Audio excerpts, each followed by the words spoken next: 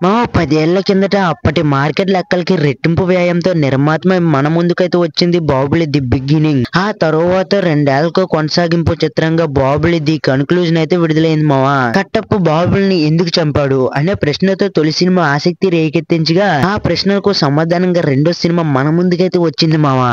మామ కథల్లోనో లేదంటే కళల్లోనో సాధ్యం అనిపించే అందమైన మహిష్మతి రాజ్యాన్ని ఈ సినిమాతో ఆవిష్కరించారు ఆగ్రా దర్శకుడు ఎస్.ఎస్. రాజమౌళి గారు. భారీ కథలకు పట్టం కట్టి తెరపైకి తీసుకొచ్చేలా, ఒక కథని 2 భాగాలుగా తెరకెక్కించేలా ఇలా చిత్ర పరిశ్రమలకు ఎన్నెన్నో కొత్త దారుల్ని చూపించారు సినిమాలు ఇవి. విడుదలైన 10 ఏళ్ల తర్వాత మరొక కొత్త ట్రెండ్ కి శ్రీకారం చుడుతూ 2 భాగాల్ని కలిపి మన ముందుకైతే తీసుకొచ్చారు దర్శక నిర్మాతలు. మరి 'బాహుబలి ది ఎపిక్' ఎలా ఉంది? ఒక టికెట్ పై 2 సినిమాల్ని చూసిన అనుభూతిని పంచుతుందా లేదనేది ఈ వీడియోలో మనమైతే చెప్పబోతున్నాం మావా.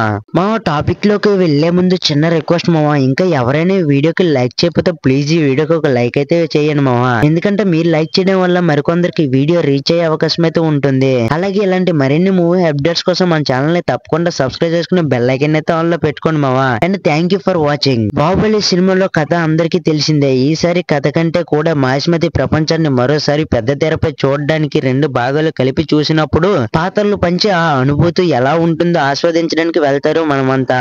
అయితే కథ తెలిసిన వాళ్ళకైనా తెలియని వాళ్ళకైనా సరే 'బాహుబలి ది ఎపిక్' ఓ కొత్త సినిమాని చూసిన అనుభూతిని అయితే పంచుతుంది మావా. అందరినీ మరోసారి మహిష్మతి ప్రపంచంలో లీనం చేసి పాత్రలతో కలిసి ప్రయాణం చేయించారు దర్శకుడు రాజమౌళి. అలాగని ఇందులో కొత్త సన్నివేశాలు ఏమీ జోడించలేదు మావా.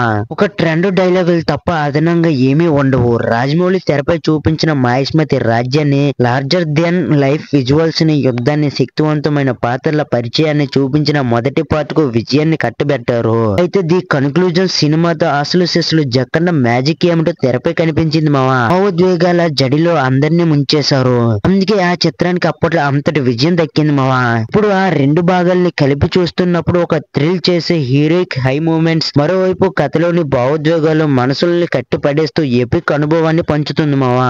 సినిమాని కొత్తగా ఎడిట్ చేసిన స్క్రీన్ ప్లే లో మార్పులు ఏమీ లేవు. ఈ భాగం సినిమాని ప్రథమార్థంలోను, రెండో సినిమాని ద్వితీయార్థంలోను చూపించారు మావా. ప్రథమార్థంలో పచ్చబొట్టేసిన పాటతో పాటు శివుడు, అవంతిక పాత్రల మధ్య లవ్ ట్రాక్ తో కొత్త పెట్టేశారు.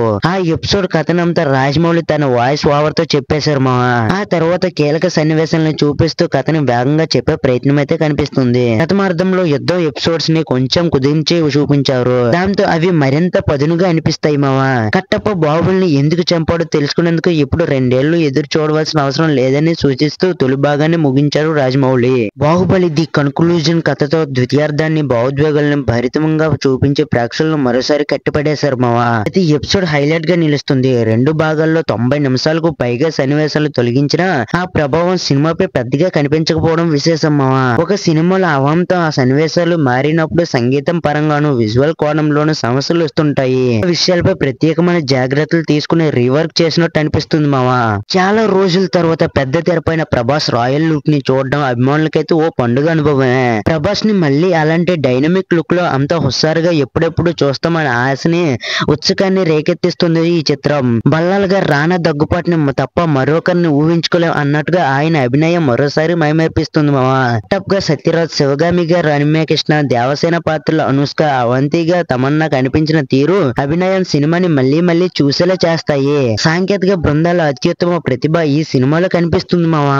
కీరవాణి సమకూర్చిన సంగీతం కొత్త హంగుల్ని అద్దుకుని మరింత కొత్తగా వినిపించింది. నేపథ్య సంగీతం మరో స్థాయిలో ఉంది మావా. మారిన సాంకేతిక అనుగుణంగా సంగీత, విజువల్స్ కు కొత్త హంగుల్ని సమకూర్చుకోవడం ది ఎపిక్ కి మరింత కలిసి వచ్చింది. ఎడిటింగ్ బాగా కుదిరింది మావా. నాణ్యమైన, ప్రామాణికమైన విజువల్ ఎఫెక్ట్స్ కు ఓ ముచ్చటుగా ఈ సినిమా. యాక్షన్ కొరియోగ్రఫీ కూడా అంతే మావా.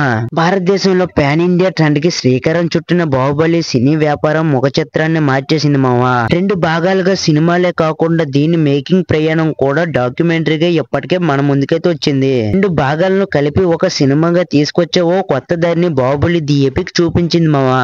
ఈ దారిలో మరిన్ని సినిమాలు నడుస్తాయేమో చూడాలి.